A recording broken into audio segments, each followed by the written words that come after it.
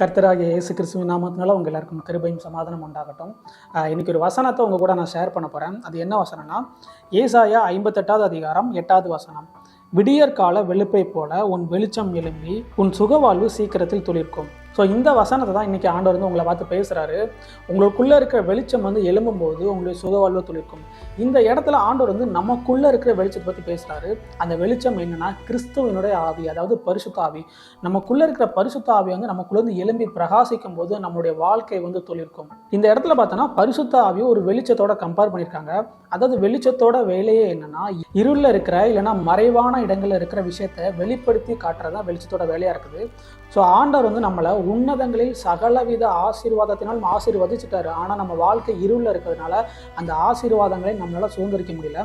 ஆனால் எப்போ நமக்குள்ள இருக்கிற வெளிச்சம் எழும்பி பிரகாசிக்கும் போது அந்த மறைவான ஆசீர்வாதங்கள் நம்ம என்ன பண்ணுவோம், சுதந்திரத்துக்குள்ளும். ஸோ இந்த வசனத்தை இன்னைக்கு உங்கள் வாழ்க்கையில் ஒரு தீர்க்க தரிசனமாக நான் பேசுகிறேன். உங்களுக்குள்ள இருக்கிற வெளிச்சம் எழும்பி உங்களுடைய சுகவாழ்வு துளிர்க்கட்டும்.